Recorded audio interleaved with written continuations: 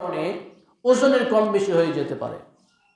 আপনি একটা পাত্রে দেখবেন, যখন চিকন চাল আপনি বা আতপ চাল ওজন করবেন একরকম ওজন হবে, যখন লম্বা চাল দিবেন তখন আরেক রকম ওজন হবে। ওই পাত্রে যখন আপনি আবার গম ওজন করবেন আরেকটা ওজন আসবে। ওই পাত্রে যখন আপনি খেজুর ওজন করবেন আরেকটা ওজন আসবে। ওই পাত্রে যখন আবার আপনি আটা ওজন করবেন আরেকটা ওজন চলে আসবে।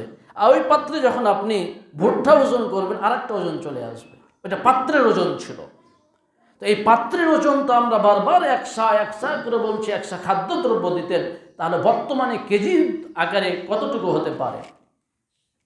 সম্মানিত উপস্থিতি, যেহেতু এই বিষয়টি ছিল পরিমাপক যন্ত্রের কারণে, এজন্য বিভিন্ন খাদ্যদ্রব্য বিভিন্ন ওজন হতে পারে। আর এজন্য ওলামায়ে কেরাম চার মুদের কথা বলেছেন। চার মুদ বলতে এই যে এভাবে করে আপনি যদি হাতে নেন, চারবার এভাবে করে চাল হোক, আটা হোক, খাদ্য হোক, এভাবে উঠিয়ে দিয়ে দেন, সেটা হয়তো 1.5 কেজি হতে পারে, সেটা ফিতরা আদায় হয়ে যাবে। মুদ, এটাকে মুদ বলা হয় ওজনের ক্ষেত্রে।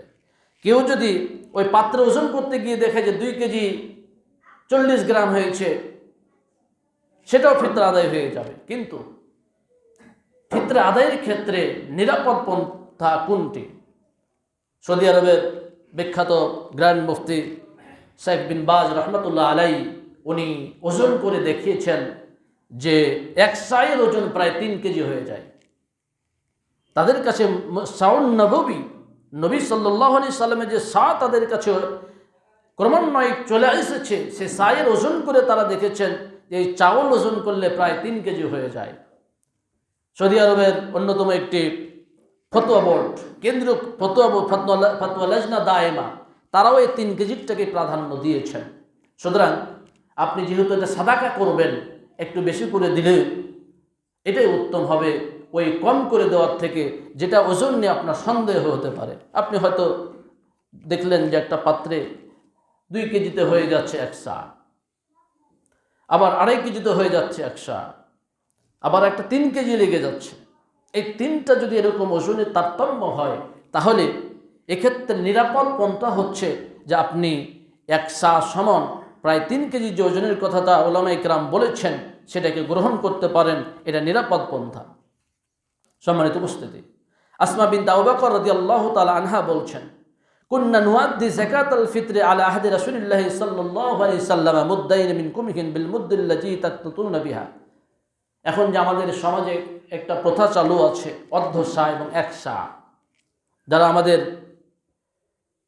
আরেক ভাইয়েরা অর্ধ সা দেন, অর্ধ সাটা আবার তারা শাউন নববী, মসজিদে নববীর যে সা বা মদিনার যে সা, সেটা নয়, সেটা কুফার সাটাকে তারা গ্রহণ করে। ওইটার আবার ওজন এই মসজিদে নববীর সাইড থেকে বেশি। এর জন্য দেখা যাবে যে তারা অর্ধ সা দিলেও প্রায় 2 কেজির উপরে ওজন হয়ে যায়। তো আমরা কোন সাটাকে গ্রহণ করব?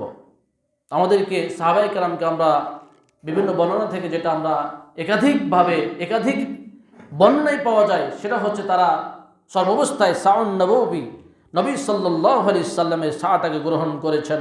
এবং মুদের ক্ষেত্রেও তারা রাসূলের মুদটাকে গ্রহণ করেছেন। এবং তারা বলেছেন, যেমন ইমাম মালিক রহমাতুল্লাহ আলাইহি বলছেন, মুদ্দুন আযম মিন মুদ্দিকুম, তোমাদের যে মুদ, সেই মুদের থেকে আমাদের মুদ বড়।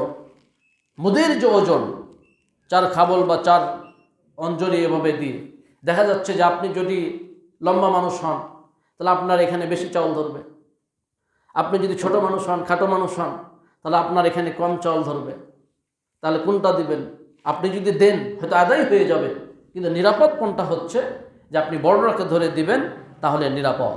সম্মানিত উপস্থিতি, এজন্য ইমাম মালিক রহমাতুল্লাহ আলাইহি বলতেন, মুদ্দিন আযম মিন মুদ্দিকুম, তোমাদের মুদ থেকে আমাদের মুদটা বড়। ওয়ালা নারাল ফাদলা ইল্লা ফি মুদ্দিন নবী সাল্লাল্লাহু আলাইহি সাল্লাম।